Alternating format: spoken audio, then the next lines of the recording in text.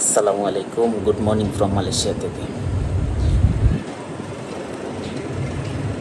মির্জা ফখরুল আলম উনি বলতেছেন যে যদি ভোট হয় জামাতের অস্তিত্বই থাকবে না। তো কথা হচ্ছে মির্জা ফখরুলকে উদ্দেশ্য করে যে দেখেন, জামাতের কথা চিন্তা না করে নিজেদের চিন্তা একটু করুন, কারণ ওই সকল আলতু ফালতু কথার কারণে তোমাদের অবস্থা যেরকম চাকসু নির্বাচনে জামাত দেখিয়ে দিয়েছে।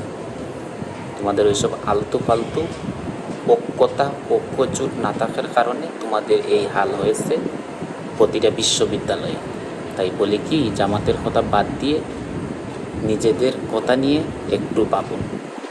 তোমাদের প্রত্যেকটা নেতারই আলতু ফালতু কথার কারণে তোমাদের দল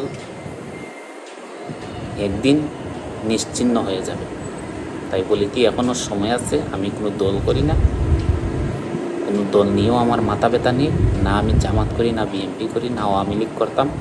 আমি একজন সাধারণ নাগরিক হিসাবে তোমাদের ভালো একটি বুদ্ধি দিচ্ছি যে ওই সকল আলতু ফালতু কথা একটু বন্ধ করো। যদিও আমার জন্মের আগ থেকে তোমরা রাজনীতি করো, কিন্তু রাজনীতি মাঠে যে কোন পর্যায়ে কী কথা বলতে হয় ওটার যোগ্যতা এখনও তোমাদের মধ্যে নেই, তোমরা অর্জন করতে পারো নাই।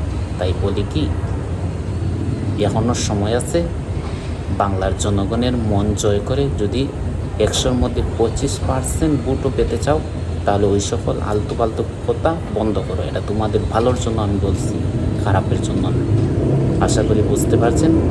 আমাদের দলের মধ্যে ঐক্যবদ্ধ শৃঙ্খলা ফিরিয়ে আনার চেষ্টা করো, ভবিষ্যতে কাজে লাগবে। আল্লাহ হাফিজ।